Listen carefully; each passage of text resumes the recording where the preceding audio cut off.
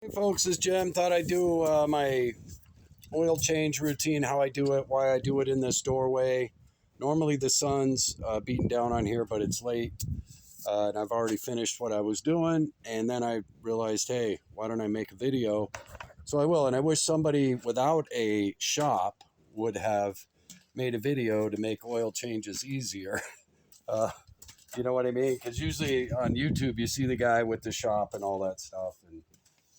And it's not all that easy. So anyway, let me see if I can. I think you can see everything you need to see. What I use is one of these ratcheting wrenches, right? So that makes it easier to get your cap off and all that. Make sure I always do the cap there, and then I use an old jug. And why I like this setup and why I do it this way is I'm sitting very comfortably. I'm not bending. I'm not stooping. I'm not doing any of that. But I can tilt this thing, you know what I mean, so far down that I can get all that oil out of there and whatnot. And I use an old jug, and this will go to my local repair guy's shop tonight. Um, and he uses it for heat to heat his shop in the winter. He's got a dirty oil burner that he uses to heat his shop. So anyway, let me add a disclaimer in here. This is not advice of any kind.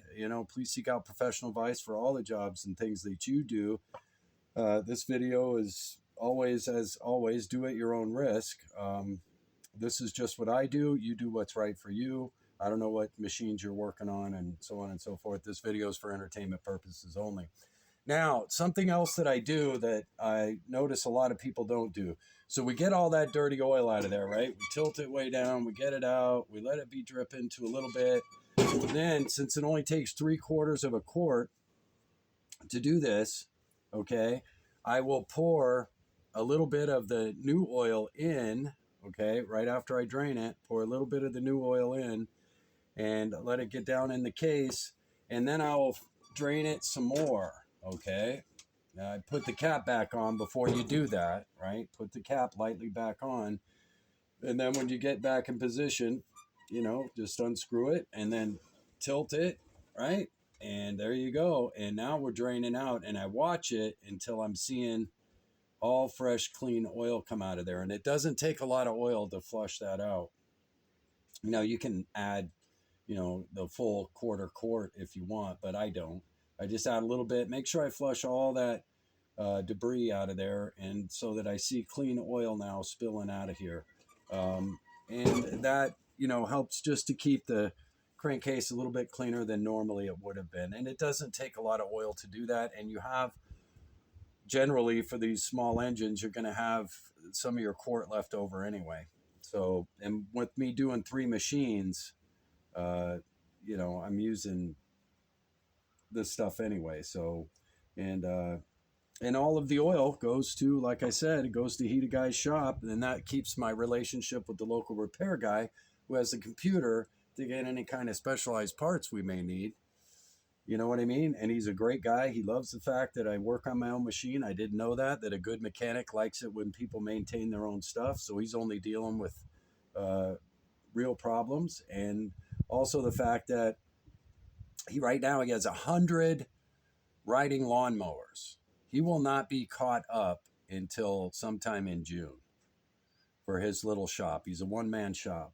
And that's how you know a good mechanic too, by the way, when everybody around takes their stuff to him. But anyway, so, and it's really simple and it's comfortable. It's convenient. This is how I can do 3 machines in a half an hour, or less. Depends on how fast I want to go. And I'm very comfortable. I'm not bending and stooping. I'm not getting up and down. Everything's right where I need it. My oil is right there. I got my rags. I got, everything I need ready to go. And you notice I don't even have any drips on here. That was just from putting the oil jug up there. So, it's very clean and neat as well. And the sun also, the reason why I use this doorway is because the sun, while I'm doing the oil changes, is coming right to this door. Okay, so I do my oil changes usually in the evening, right about 3 o'clock or so.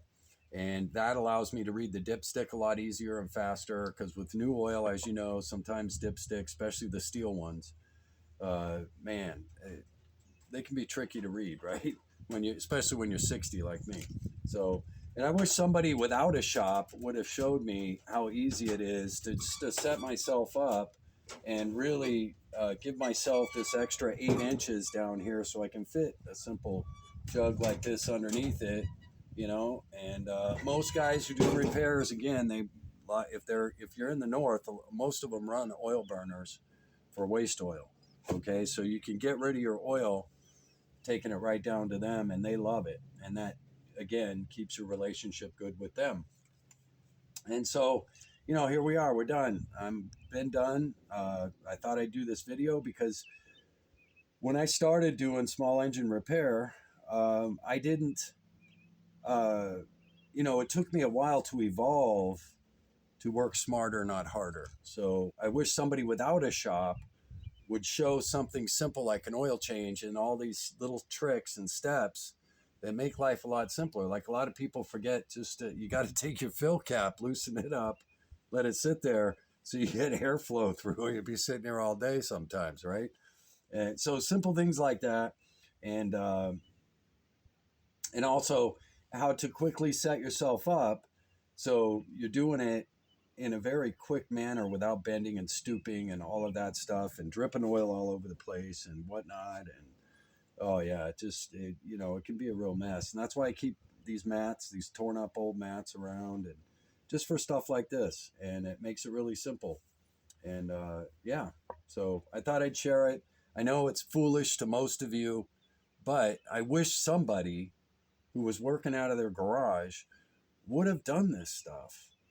That didn't have all the setup and everything, just to show me that maybe everything I need to make my life really easy for basic maintenance on small machines is right in front of me. I'm just not looking for it. I'm not paying attention. So that's why I'm doing this. And I'm just using the doorway of my garage. I got the sunshine to read the oil sticks. I got everything, you know what I mean? Everything is just perfectly set up here with my little creeper stool for me to make life super simple. I can do 3 machines in less than a half an hour, and it just makes my life easy. So I know to most of you, again, this is probably foolish, but when I started, I had to keep thinking all this stuff through and deciding, okay, what was I going to do? Because when you're doing 1 machine at a time, you may not be thinking about this stuff. Well, now I'm doing 3 and 4 machines at a time. So I'm definitely thinking about this stuff. And I think makes a big difference for some people just to do the maintenance. If we can make it as easy as possible, we're more likely to do the maintenance. So I just wanted to share that. Yeah, I hope this makes sense to somebody. To many of you, it's old hat, but when I started small engine repair, it was an old hat.